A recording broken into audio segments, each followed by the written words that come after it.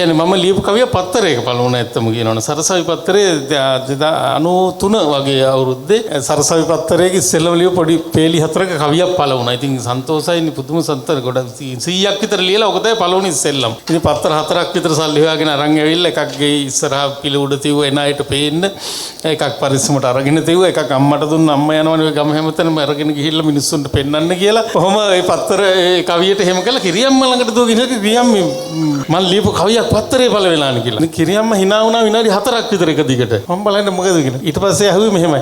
කවුද මං කවි ලියන්නේ කියලා තමයි ඇහුවේ. කිරියම්ම හිතාගෙන මේ කවි ලියන જાතියක් කියලා හිතාගෙන හිටියේ නෑ. අයිද කවි කියන જાතිය. මේ කවුද? එයා දන්නේ මේ කවි ලියලා මේ පත්තරවල යනවා එහෙම එකක් දන්නේ නෑ.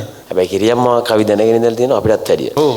ඉතින් අපි අපේ විරාමයක් සංගීත සන්ධ්‍යාවේ අවසාන ගීතයට තමයි යොමු වෙලා ඉන්නේ. ඉතින් මේ අවසාන ගීතයට යොමු වෙන්න කලින් මම කැමති මේ අරුත්බර විරාමයක් සංගීත සාහිත්‍ය විචාරණට ගීතය සොර හසුරමින් පිට එකතු වුණු ආදරණීය වාද්‍ය බෘන්දයට මාගේ ගෞරවනීය ස්තුතිය පුද කරන්නට. ඒ වගේම මහින්ද ප්‍රසාද් මස්සිපොළ මහත්මයාණනි ඔබත් සමග මේ ඇවරින් සාහිත්‍ය ගීත කවියෙන් විචාරණ ලැබීම මාළද විශාල භාග්‍යයක් කොට මම සලකනවා.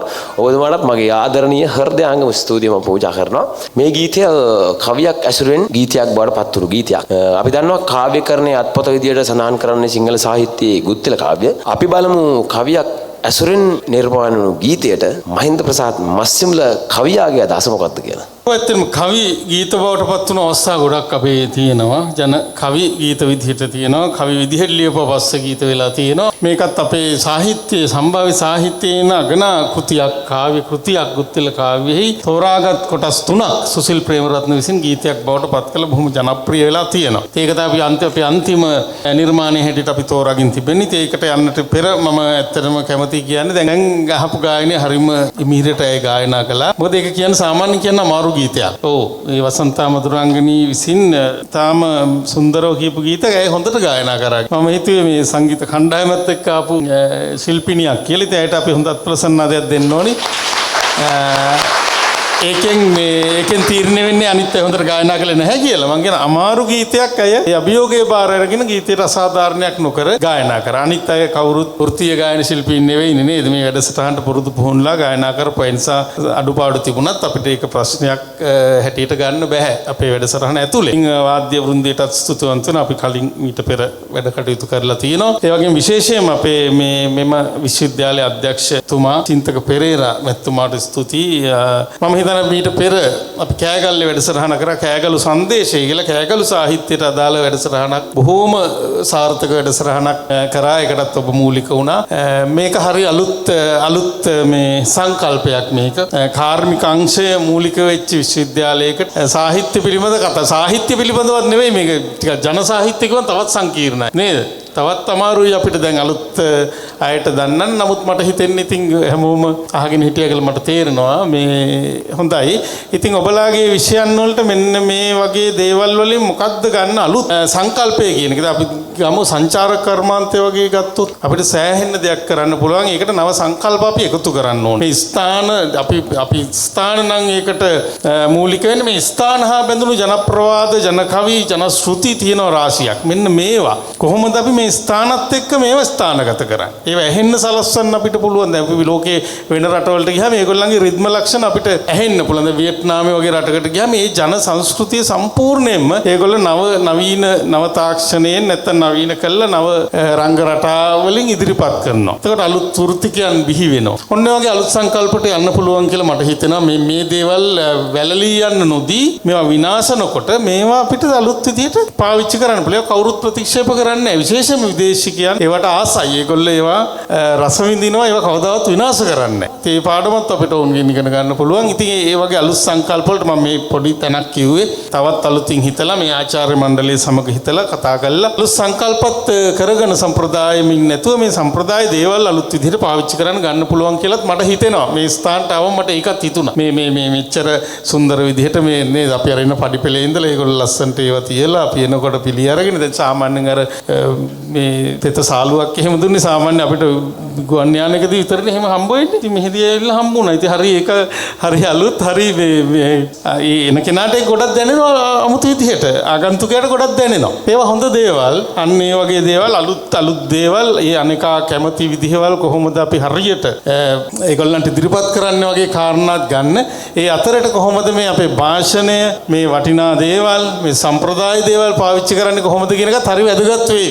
හැම වෘත්තියටම. දැන් බලන්න අර ගඟ ගලන එක අහුබුදු සූරීන් දැකපු විදිහ. ඒතකොට අපි ගඟක් දිහා බලන්නේ අලුත් වෙනස් විදිහකට අපි බලන්න පටන් ගන්නවා. යන්නේ සංකල්ප පාවිච්චි කරන්න මම හදවතින්ම සුප්‍රාර්ථනා කරන මෙතන ඉන්න සියලුම ශිෂ්‍ය ශිෂ්‍යාවන්ට ලෝකයට අනාගතේ අපේ රටට බොහෝ වැඩ කරන්න හැකියාව ලැබෙන්න කියලා ප්‍රාර්ථනා කරනවා. ඉතින් මම සුබපතන ගුරු මණ්ඩලයට ආචාර්ය මණ්ඩලයට පීඨාධිපතිතුමා උපකුලපතිතුමා ඇතුළු පීඨාධිපතිතුමාලා ඇතුළු සියලු දෙනාට සුබ ප්‍රාර්ථනා කරන මේක විශේෂ අවස්ථාවක් අපිට සම්ප්‍රදායික අවස්ථාවක් නෙවෙයි වෙනස් අවස්ථාවක්. ඒ වෙනස් අවස්ථාව උදා කිරීම ඒ සංකල්පය ගැනීම ඒවා හරිම සුන්දරයි. ඉතින් මම හදවතින්ම මවින් ඔබටත් ස්තුතිවන්ත වෙනවා. මාත් එක්ක බොහොම සුහදව ලස්සන මේ වැඩසටහන කරගෙන යන්න මේ සම්බන්ධ වුණා. ස්තුතියි සියලු දෙනාට ස්තුතියි. ජය වේවා. අපි අහන්න යන්නේ රූ රැසේ අඳිනා ලෙසේ අත් ලෙලදිදී විදුලී පබා කියලා. ඒකට සූදානම් වෙලා බොහොම ලස්සනට ඇඳගෙන මෙතන බලාගෙන ඉන්නවා කට්ටිය හංසය වගේ ලස්සනට. අපේ නැටුමත් රස විඳලා අපි සමුගනිමු. එකම එක කවියක් අන්තිමට මම කියන්න කැමති. මේ කවිය රචනා කරන්නේ සබරගමුවේම බිහි වුණු කවියෙක් සුමින්ද කිස්සිරි ගුණරත්න.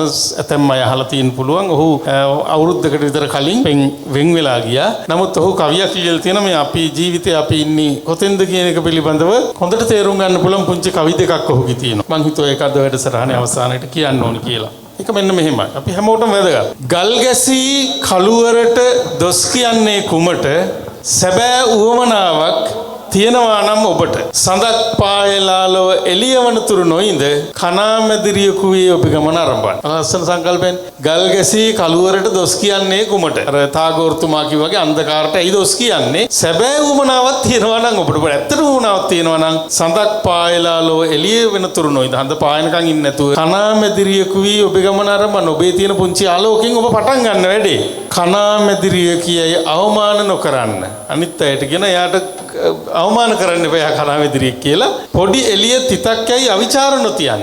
උඹට එහෙම ලොකු දෙයක් කරන්න බෑ කියලා එයාට කියන්න එපාලු කාටවත්. පොඩි තිතක් නොවේද මේ සඳද මහ විශ්වයට. අන්න බලන්න. මේ හඳ මහ විශ්වය ඇතුලේ හිඳලා බලනකොට ඒකත් පොඩි තිතක්. තවත් ටිකක් එහාට ගියාම මහා හිරු තරු බින්දක වෙනත් සක්වලකදී. වෙන සක්වලක ඉඳලා හිතනකොට මේ අපේ ප්‍රධානියා වුණ සූර්යයත් පොඩි තරු තිතක් විතරයි. සූර්යයා තරු තිතක් නම් අපි කවුද කියන එක පිළිබඳව අමුතුවෙන් හිතන් දෙයක් නෑ. සින්දුවක තියෙන අපි කවුරුද කියලා. එතකොට මර්වින් පටන් ගනිද්දී ඇහුවා මම කවුද කියලා. මං කිව්වා මම කවුද කියලා මං තාම හොයනවා. කවුද කියලා මං හිතන අපි හැමෝම අපි තාම හොයනවා. ඉතින් අපි උත්සාහ කරමු අපි කවුද කියලා හොයන්න. හැමෝටම ජය වේවා. සුබ රාත්‍රියක් වේවා. අපි එහෙනම් නැවත දවසක හමු වෙමු. ජය වේවා.